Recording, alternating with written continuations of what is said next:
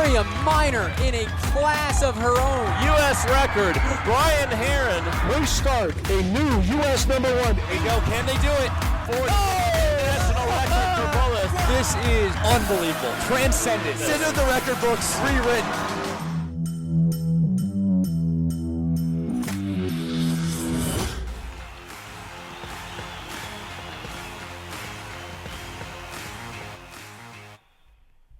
Hey, what's up, everybody? This is MileSplit Live. I'm Corey Mall here with Travis Miller and Brian Dybel. And hey, did you guys like that band?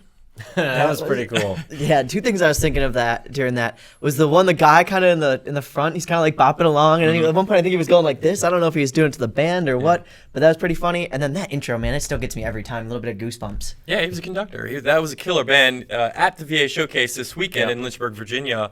Really special event that just keeps getting better and better. Put on by Nolan Jazz. Was the band there the entire day on Saturday? for or the Friday, for the or? big events on Friday and Saturday, I think. Yeah, cool. Saturday through like the invitational section. Yeah. That's awesome. That's Very awesome. cool.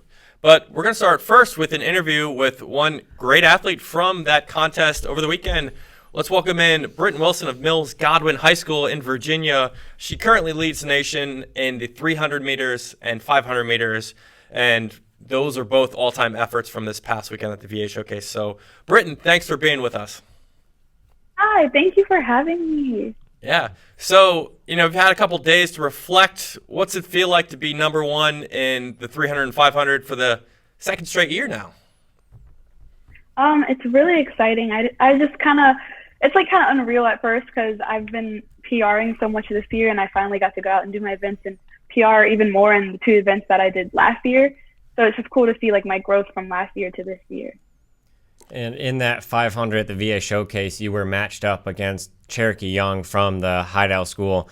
Talk about especially the second lap of that race. For much of it, she was sitting right on your shoulder. In the moment, do you feel that? Talk about when you're going through the final stage of that race. Do you have a sense for how close she is? Can you hear her? Can you feel her breathing when they're that close on your shoulder? I don't think I can like feel her, but I can kind of hear her footsteps. And at one point, most of the time when I'm running, I kind of tune out everything. But like when I could hear her, I kind of heard like people around me, and I could just hear like people in the crowd saying like, "Go, she's right there, she's right behind you." And so that's when I was like, well, I better go. So how do you balance out a race like that in the 500 where, you finish second, but you put down a U.S. #2 all-time effort at the distance? So, like, there's a huge, huge success to that, but you didn't win the race either. So how do you kind of put those two together? At first I was kind of, I wouldn't say upset. I was just kind of confused. I was like, I went out there, ran my best. I wasn't expecting the race to go the way it did, but I'm glad it did go that way. It was kind of like a blessing in disguise, and Cherokee's like an amazing athlete. And I've got to know her really well since the race, so I'm glad that we've kind of got to compete, and now I can see how she pushed me and I pushed her. And I think even though I got second, it was still like a great race for me, and I kind of got to see like what my limits were and push myself as much as I could go.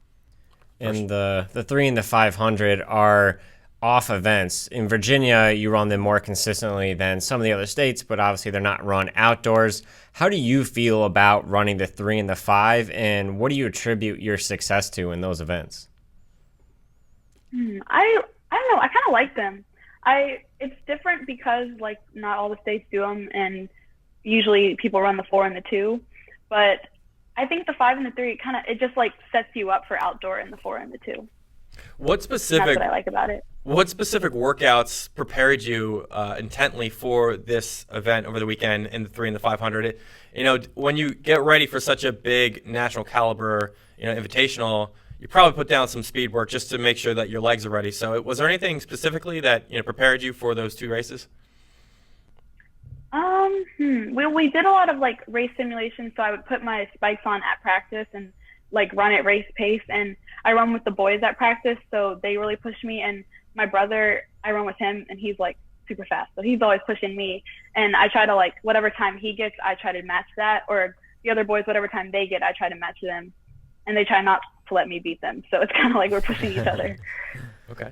And talking about that indoor race here with Cherokee, tell me your top 3 all-time best indoor races, and does that fall in as one of those top 3?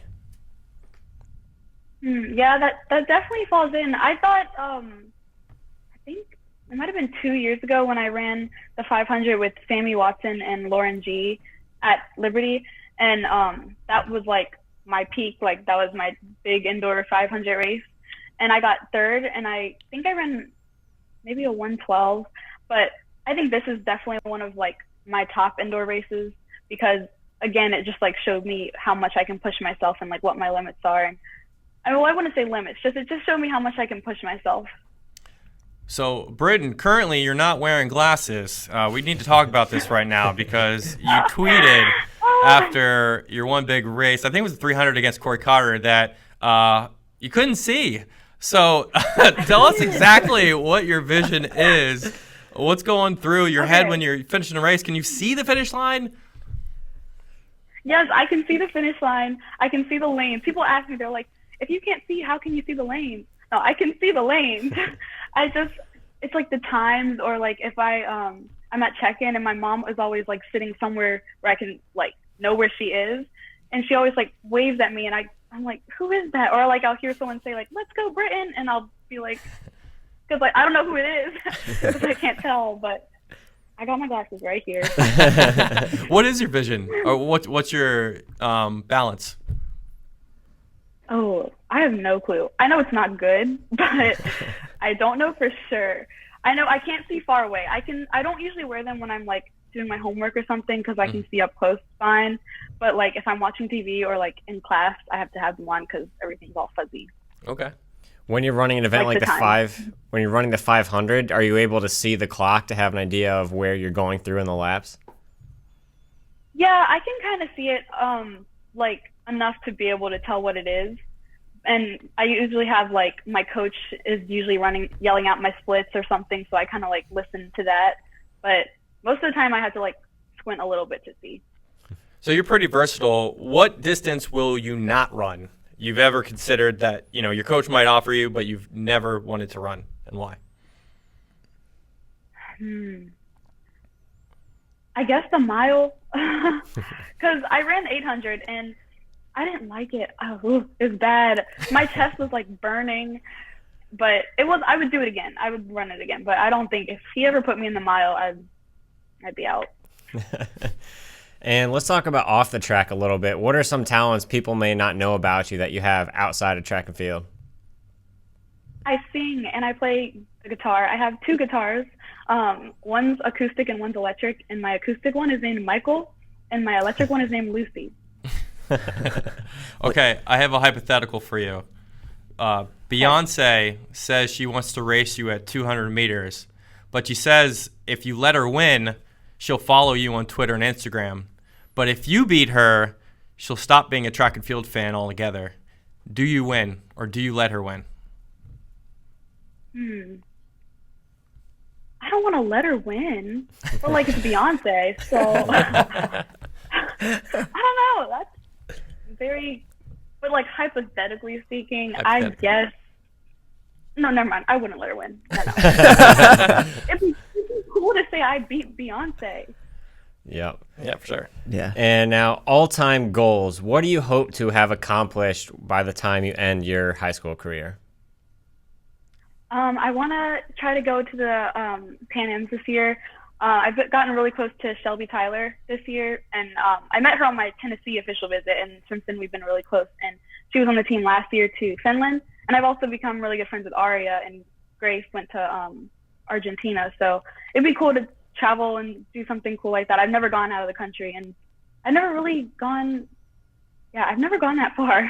The furthest I went was to Indiana last year when I went to the U20, like the trials. Yeah, you obviously in outdoors, you run 400-meter hurdles and the 400, so you kind of go into different events over the outdoor season. But for indoor, we'll stick there before we leave. What's your next big meet? Where will you be racing, and if you know anything about it?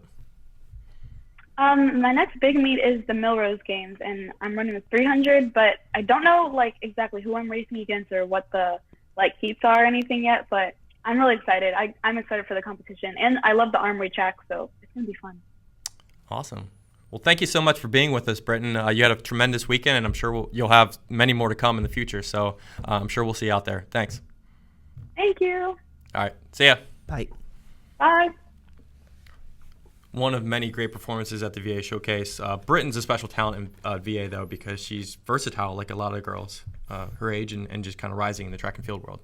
Yeah, seeing her run that 300, we knew she's had a lot of strong performances there, but going up in that 5 and getting to race one of the best athletes globally in that age group in the 500 and to see her really own that race, I think, and take it out and still push them through, because without her going out as hard as she did, I don't know if they go 110 like that. Cherokee, like we've kind of looked at watching that race, was really sitting on Britton and letting her set the pace. So really that was kind of her guts that really carried them to that time, even though she lost by a small margin at the end. Brian, we haven't heard from you. What are your thoughts?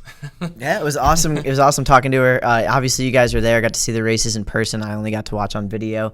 Cool, though. She has an extra special talent, too. On top of that, she's a singer. I was going to ask her what kind of music she sings. That's really interesting to me, too, that she also has that dual kind of interest. Yeah, for sure. Maybe we'll see her on The Voice someday. Maybe in music. Cool. I don't know. That'd be cool. Hopefully. Mass singer, you never know.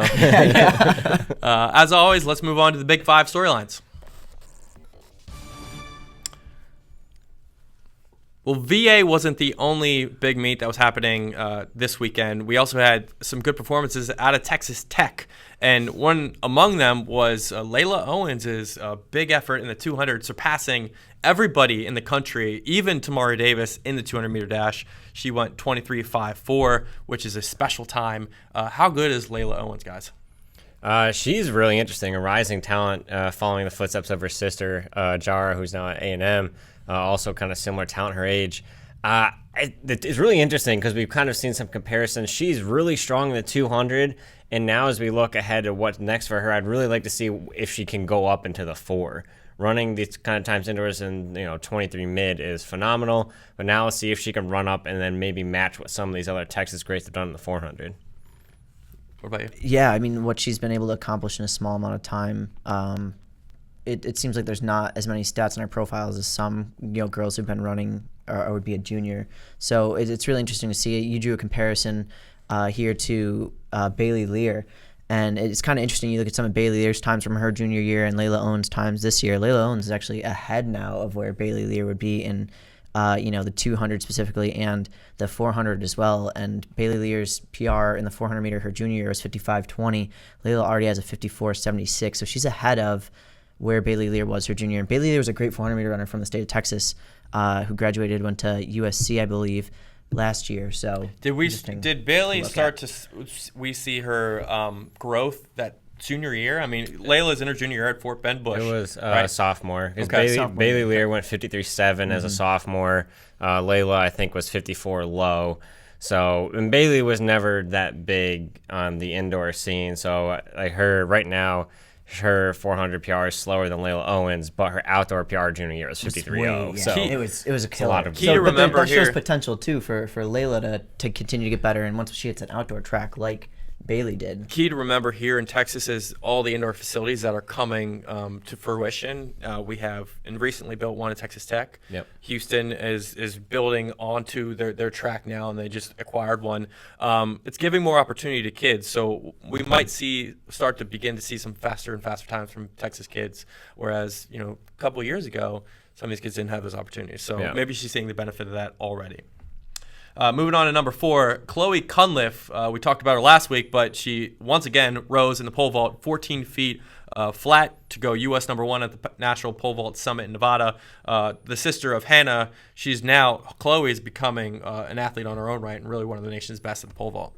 14 feet puts you in an elite group of athletes. Only a handful in the history of high school have ever done that. So truly impressive for her to go out there and be hitting those kind of marks. Yeah, Washington State indoor girls record. I think it's U.S. number 8 all-time vaulter, U.S. number 9 all-time mark, tied with that 14-foot.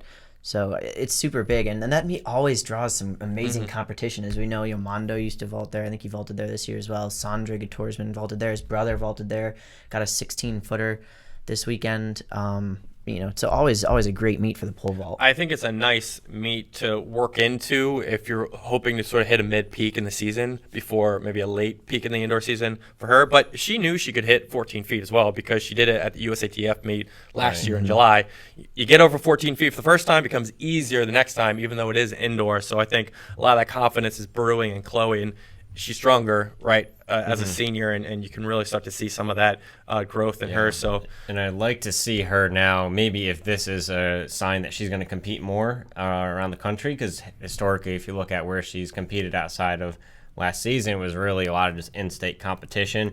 You'd really like to see her now get into more of these meets and see if we can get her against some other athletes going up close to 14 feet on the national scene with high schoolers, and see if that helps her get up a little bit more. The big one I want to see potentially in the outdoor season is maybe Julia Fixon, who ended the season last year out of Minnesota, is one of the best pole vaulters in the country, and she has yet to go over 14 feet. So, if Chloe and Julia, and maybe Erica Ellis, we could possibly see her. I don't know what her situation is right now in New York, but if we could see those three seniors going up against each other eventually down the road, that would be an immense matchup to see. Number 3, now we're going to get into the VA showcase because there were so many elite level performances. And there are a few to choose from, but 3's tough. But we're going to go with Shelby Tyler out of Noblesville High School in Indiana. Tied an Indiana State mark in the high jump, 6 feet. Also, the first time anyone in Virginia has gone over 6 feet in the high jump on the girls' side.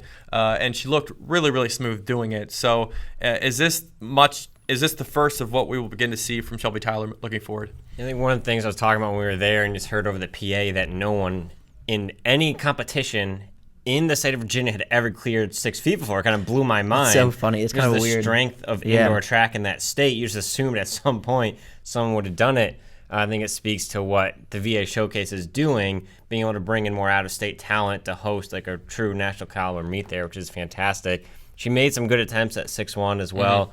Didn't quite get over it, but she looked really phenomenal in the first big meet of her indoor season. She only jumped twice last indoor season as a junior, and so her intentions coming into VA was pretty tempered.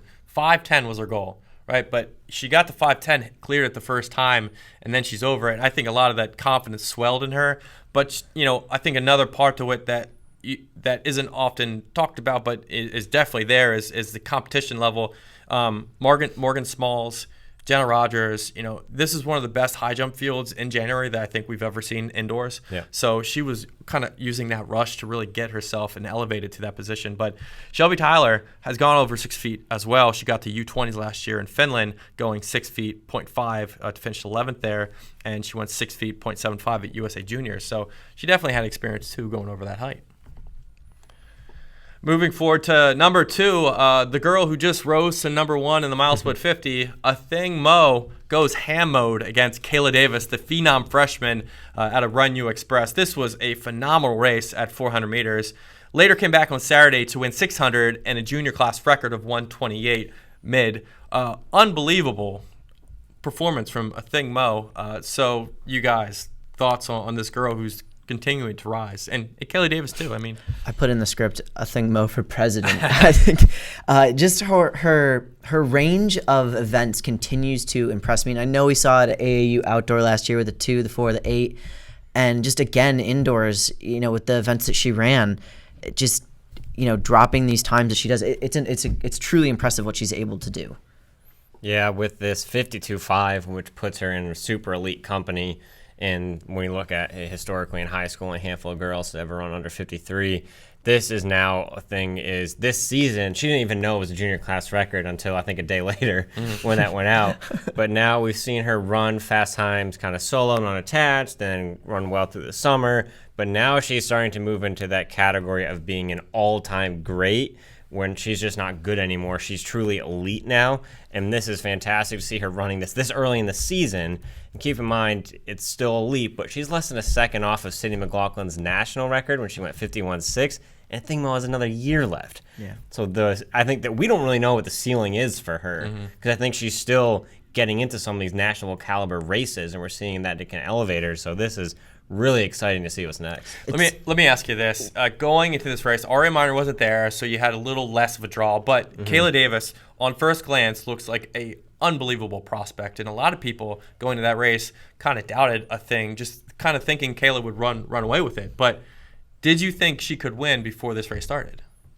I felt strong. Yes, I would say the 400. Yes, if I would have, I think I would have liked to see her in the 2. I think that would have been. I don't know. That's the question. I could have made a pick, but I think the 4. She's proven that she's one of the best in the country there, and Kayla Davis's first time in a bigger race on a bank track. that wasn't necessarily surprising. That 200 would have been a wild one. I think we started to see the competitiveness of this girl in a race like this because, you know, I don't know if she takes stock in MileSplit 50 rankings, but, you know, before this, she was like 6 and Kayla was 3. So she came in here not as sort of the favorite in the race, but you saw it after she came out of the break after about 150 meters, a little bit of an elbow push, right? Establishing position. And then when she lost the lead to Kayla Davis, who came out through that 200-meter split in the lead, she stayed calm and then made a tactical move on the backstretch to take the lead on the inside, whereas Kayla went on the outside. That's experience from, you know, her meet in Argentina at the 800, where she got boxed in, she got, you know, kind of out physicalness in that race. And I think that in itself is starting to show that she's taking all these experiences and starting to make them a part of like how she races. And, you know, I agree with you. I think the ceiling is so high we can't even begin to draw conclusions from it. Yeah.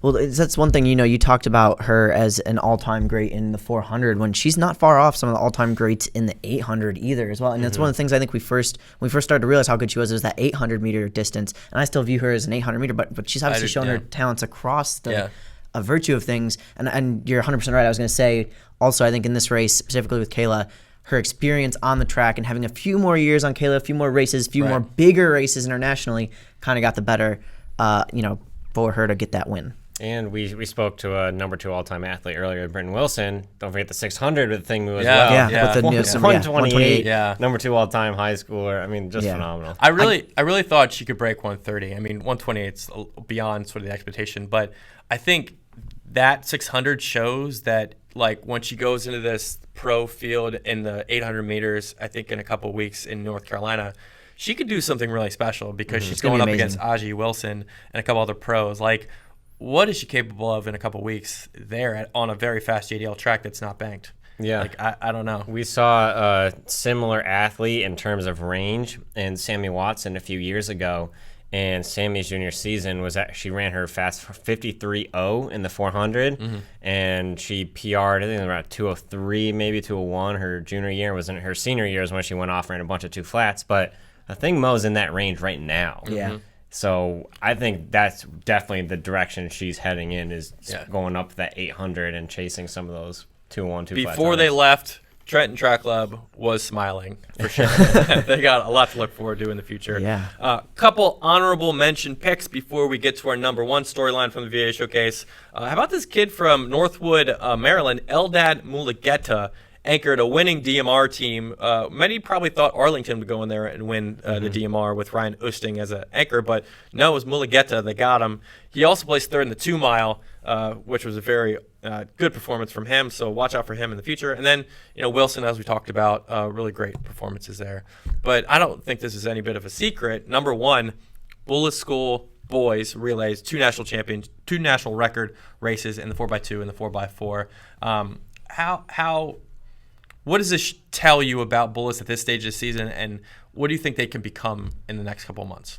I think they're in sick shape already. It's really amazing, obviously, to get 2 national records. But the question in my mind that, you know, automatically comes to my mind is where can they go from here now? As we saw the girls last year, they ran 135.39 for New Balance, or for a record 4x2? in the 4x2, and then go on and do a 134.75 at New Balance Nationals indoor. You know, they drop, you know, a second or so. Like, what can the boys do now with another month of training? You know, this is still, it's not quite early in the indoor season, but it's a good mid-peak point range to see what your physical fitness is.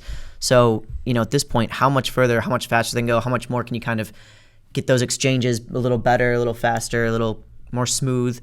You know, what can they do to really hammer that home? And the depth, I think, really speaks a lot. The last time we saw a team like this going after the 4x2 record was T.C. Williams, the Lyles bros, but that's because you had 2 guys going 20-point on that relay and that really carrying them forward, and that was in March, months down the line. And even both Noah and Josephus were on social media this weekend speaking out the praises for Bullis after those records, and both of them said that what impressed them the most was the depth on this team. It's not centered around one individual running an otherworldly split to make this happen. It's the depth of this program that allows them to accomplish these things, and that's what's so impressive with Bullis is they're able to do this back-to-back. The same 4 guys on both relays, which that I think was the most surprising thing to me was the fact that all those guys in the 400 went down to the 4x2, because a lot of times you don't see that very often. You'll see crossover for sure, but a lot of times you'll see some fresh faces in that 4x2, more of your short sprinters, but to see those same guys go down and accomplish that in the 4x2 is really impressive. So 4x2 national record 125.60 right now from Bullis, Andre Tuohy, Ashton Allen, Jay Pendarvis, and Ryan Willie, beating Long Beach Poly's 126.09, and then the 4x4 that went 312.53, surpassing New Bern back in 2009, who went 313.06. What was the more impressive time for you guys? I think the 4x4, and that was a close one too, and about half second there. That to me was the most impressive. That's a tough one. I think just to be in that kind of shape at this point in the season is really difficult, as they're looking much further down the line. I think the 4x2, you can hit these times earlier. We've seen this over the last couple of years. Teams have run 128, 127s early in the season and run fast, but to see them go 312 this early in the season, to be able to execute like that, of course, Ashton Allen splitting 46.5 was just nuts. But that to me was the most impressive one. I assumed that was one maybe they would chase at New Balance, not at the VA. Couple elements to this to remember is, this is an entirely new team from last year. 3 transfers in. Ashton Allen was the only guy at Bullis School last year that ran open events in the 200 or the 400, so he's fitting in with all these guys. And 2, Andre Tuohy is a hurdler, and Jolie's a quarter miler coach. That's his strength, coaching quarter milers. So I think you look at Andre Tuohy as the leadoff in both these races, and you think he went 49.4 for a split in the 4x4 and 22.39 in the 200.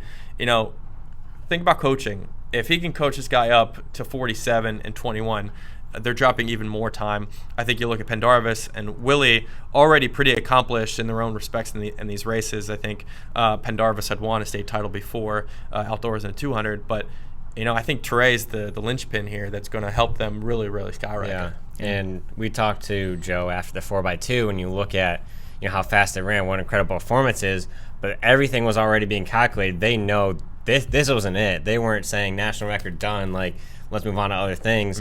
They saw that. They didn't execute perfectly.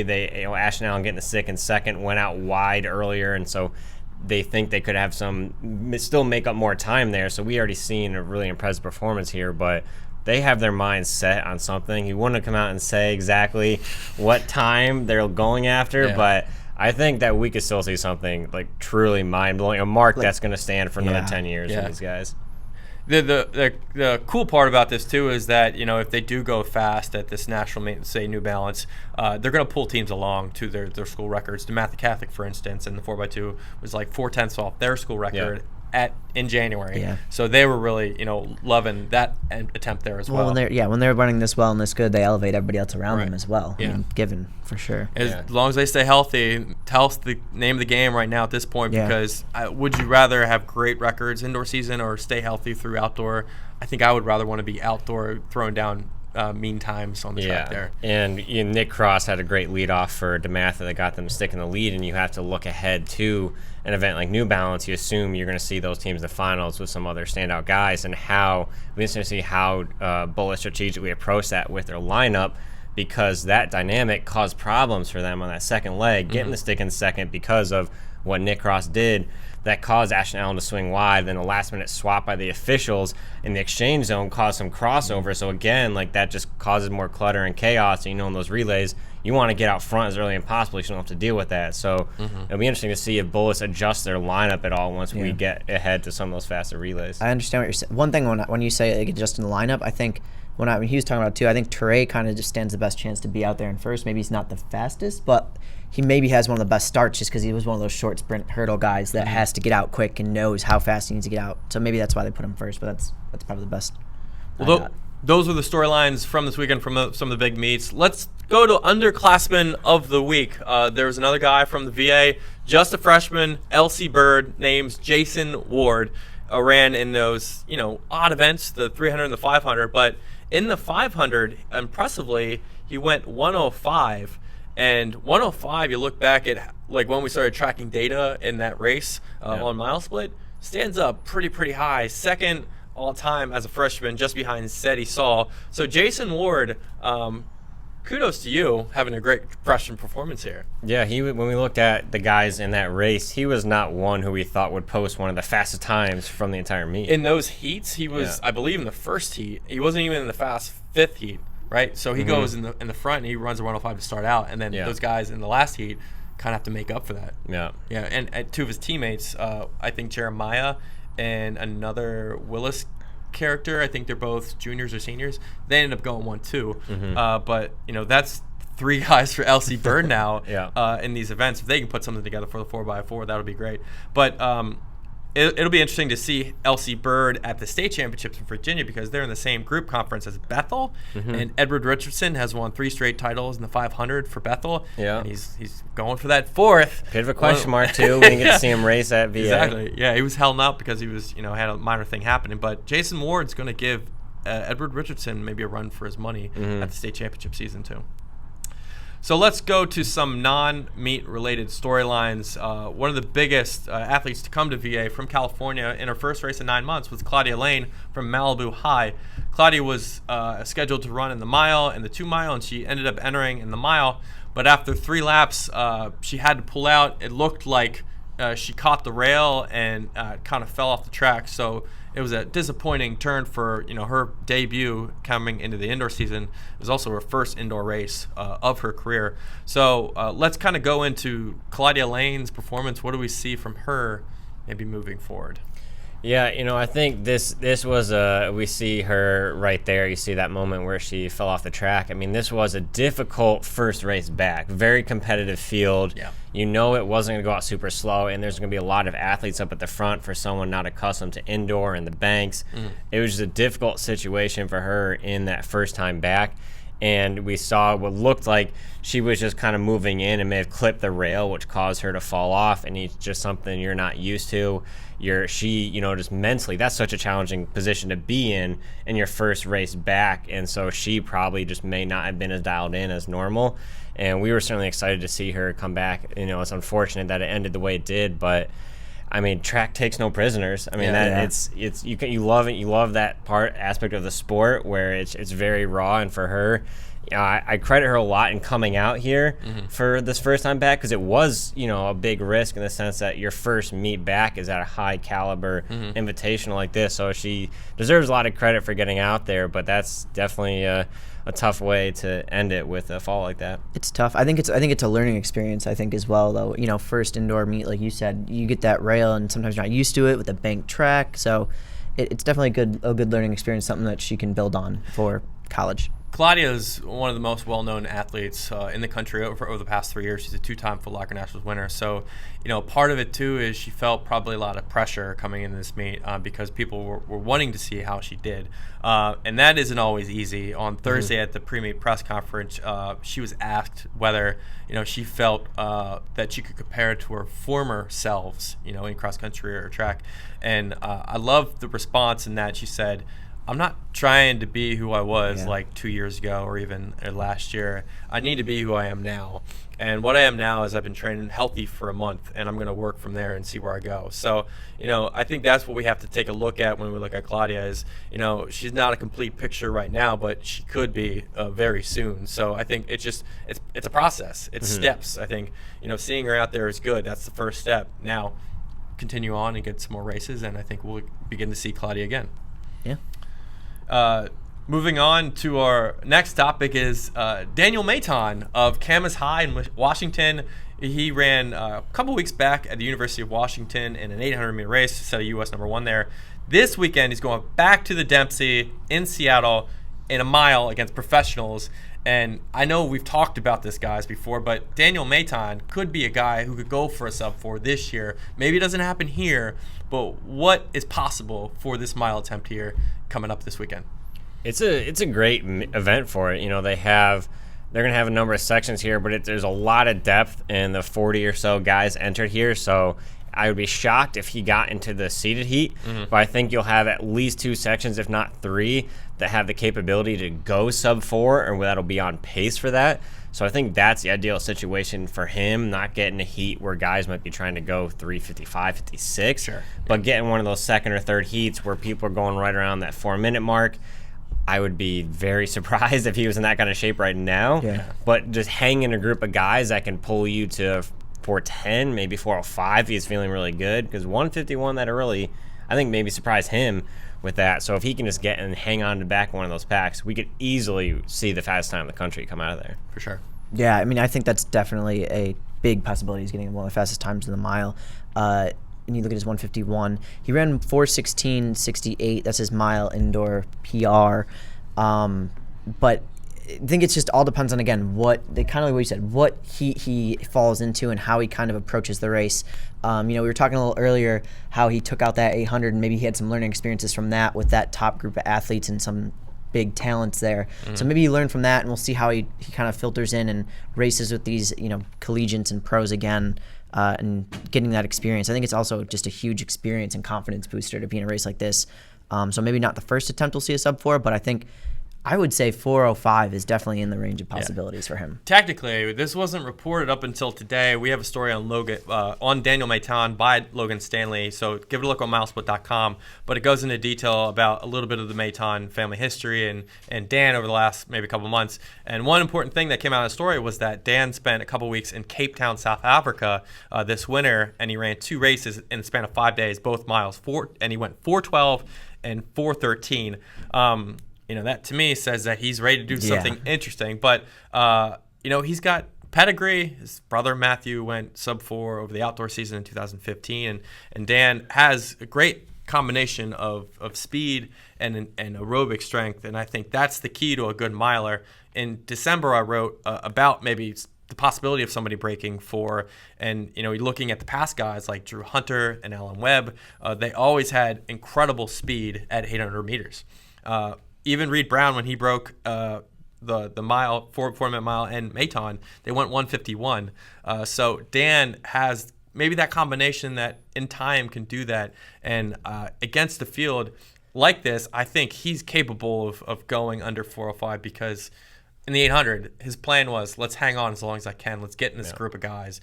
In the mile, it's going to be more difficult, but you're on the 300-meter flat track, really flat track, or fast track in Dempsey. So I think it's beneficial for him in this venue that he could go fast. Yeah. So Daniel Maton is the guy to watch in Washington this weekend, so stay tuned for that. But we also have an indoor meet in New York, the Ocean Breeze High School Invitational again, where we'll have Kelsey Camille in the 2-mile, and a young athlete, a junior out of Saycon Valley in Pennsylvania, Talitha Diggs, the daughter of Joetta Diggs, who was an Olympian at the 800-meter distance. So Ocean Breeze, Kelsey Camille, quietly putting together a pretty good season indoors. Yeah, this is that time of year where things start to flip after that mid-January, the VA showcase. Now people are getting serious. You get the rust busters out of the way in December. You've had time to gear up, and now you're trying to hit state or national qualifier times, and everything starts to get more serious here. This meet has produced some really fast times over the years, a lot of really good meet records. This is where we saw Austin Kratskill 21-1 last year and kind of catapulted his season to another level. So really exciting to see Talitha Diggs maybe being that next sprinter to use this Ocean Breeze meet to kick off her indoor season. Yeah, she's an interesting talent. I definitely, she's like right now and maybe on the cusp with a couple events of moving up, but I don't think she's there yet. But she just needs more experience. So it should be a good to me to watch. It'll be live on MileSplit. Let's go to Instagram questions. Instagram Throwdown. I think Travis, you put down a request today about Instagram. That's right. We had some questions coming in. First off, who are your guys' favorites for the Indoor Nationals boys 2-mile? Everybody wants us to say Alex Maier. And all of Let's Run wants us not to say Affolder. So I don't know where to go there. But those are the 2 guys that I was going to say. So that was the ones on the tip of my tongue. I mean, I think if Ryan Oosting goes there, yeah, he's my guy in the 2-mile. He split a 4:13 on that DMR. He was a little too far back by the time he got the stick, but 4:13 this early, which is very close to his all-around PR anyway, so he's in good shape. And last week I wasn't here because I was actually out filming a workout with him at this very time. And he said it was only his second speed workout of the year, so he's only really like just getting into the groove of things and throwing down some quick speed stuff. So it's gonna be interesting to see how he progresses. He definitely will be one of the guys up there, I think. The one thing with him though is like he's been in a lot of big races, but he hasn't won a huge race yet. Maybe this is a breakout one if he gets in there. Yeah, I mean, Unless he chooses to do the mile. You would have to go out on a lark to pick him because he hasn't won a big race. So I'm gonna go. But he's been in the mix. I'm gonna go with Alex Maier. Ooh, I'm going with Alex jeez. Maier. All right. Yeah. Is Potomac gonna beat Bullis in the 4x4? No. No. Sorry. Yeah, they had a little freak out because they ran in the earlier heat in the 4x2 and they saw U.S. #1 pop up on the board 128 something, which was a great race because they crushed their heat, basically ran it solo, but then their time got beat by 3 seconds. And here we go: Sydney McLaughlin or Katelyn Tuohy in an 800. Ooh, Sydney. Yeah, I would go with Sydney. I think Sydney. All right, I'm taking Tuohy all the way on this one. I don't think Sydney runs up. What's into Tuohy's the 800 PR? I don't know. Does anybody know off the I top of really their head? don't think They have never run the same distance. Think about this. She's though. gone up to the 4. Tuohy has gone down to the 6. Down to the 6. Think about this though. Sydney could Bullets. run 60 easy through 400 meters, and Katelyn. I mean, it's going to be hard for her to keep up that pace, right? With the 60. And Sydney, regardless of if like she's a couple meters back or a couple meters ahead of Katelyn, she's not going to let her outkick her in the end. So I would go Sydney like 208 in the 800. I think Katelyn's gone around there like 209. Yeah, Katelyn's gone. 210, 211. Yeah, maybe. so I would go Sydney like indoor 209. and 209 I outdoor. I think all things come to it. Tuohy could go 205, and I don't think Sydney goes under 210.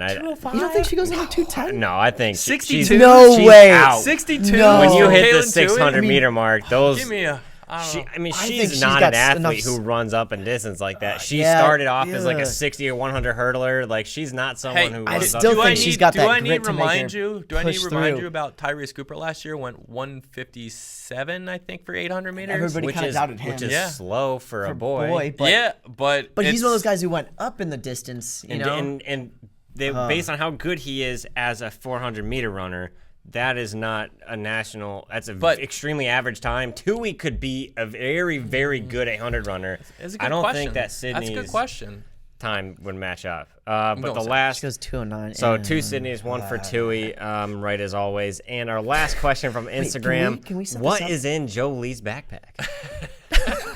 That was the biggest question. Come All on, right. VA Showcase. Hey, let's Yeah. get a qualifier for this. What can you explain it a little bit? Jolie, if you ever seen him at a track meet, wandering around, I don't know, he's probably not doing anything. He's just wandering around, Bullis School, hanging out. Bullis School coach. He always has his backpack on. What is it? What does he? No other coaches walk around like that. So what's in Jolie's backpack? I'm gonna say some power bars, maybe some gels, maybe some gels, definitely some batons. Batons for sure. Magazines, maybe like light reading, maybe if he's getting bored and think he's doing can't light reading. see This is my athletes. stay woke of the week. I think he has nothing in it. He's just trying to start a fashion trend and be a forerunner here. No. He's just trying to get his face as the new guy who brings back that junior high You know, I think backpack when I look. followed him around at New Balance Nationals indoor last year, there was definitely some batons in there. I want to say like put his coat in there when he got warm and pulled it out when he got cold. So like it's like it serves an all-purpose like just I in feel case like kind of that's thing. not efficient thing to do is put your coat in your backpack. Yeah, but at least you That have it sounds with you at like- all times. You know, it's like Yeah, but, being like, prepared. You have a whole team area. You put your coat down there. You know. We need some help from the Bullis don't team. know. Help us get to the bottom Yeah, of what's this. in Jolie's backpack? What's in the Hashtag. backpack? Yeah. Hashtag what's in the backpack. All right. We're going back to Pizza Roll's nominee of the week. So a qualifier to begin, Shea Wallbacker of Saratoga Springs. We haven't got your pizza yet, but It's coming tomorrow. I've reached out to him. It's all set up. It's coming. Okay. It just took me a little bit of time, just making sure. all right. We got it. Let's all get into this, but I'll go first. 4 nominees this week. Ashton Allen of Bullis anchored 2 national record relays, 4x4 and the 4x2. Phenomenal job by him. He anchored the 4x4 in 46.5, and the 4x2 he took control in the second leg, going 20.6, I believe. So Ashton Allen, you deserve to be one of the nominees of the week. I'll take the next one. I got number 2. Got Trey Allen, Oakmont, Alabama. First athlete over 7 feet. Did the Martin Luther King Indoor Track Classic at the Crossplex. That was just yesterday. He was already the number 1 athlete. I want to say he was 6 feet 10 or 11 inches before that. But now he's obviously already gone up to 7 feet. So big props to him. Shout out there. Our third nominee is Laila Owens out of Fort Bend Bush in Texas after running that 23 mid for a new U.S. number 200. Really impressive for Texas athlete here, not really experienced indoors, having much of indoor season, still making her presence felt and beating some of the best athletes in the country with that time. And last but not least, Shadeja Ballard of Western Branch, Virginia. She was super stoked about this, set a U.S. 1 and a career best at the 55-meter hurdles at the VA Showcase, going 7.69 seconds. She was the runner-up the year before. Kind of disappointed about that. Ended up being the winner here. Shadeja Ballard, you're our last nominee. And the way it works is after this show, we'll put up on Twitter our 4 nominees, and within a 24-hour period, you vote for it, and whoever wins gets pizza, basically. Pizza. Yeah. And then Brian will get in touch with you, and you'll Get have you that pizza. Exactly. All we ask from you is when you eat the pizza, you send us a video of you having fun. You could do something creative. I don't know.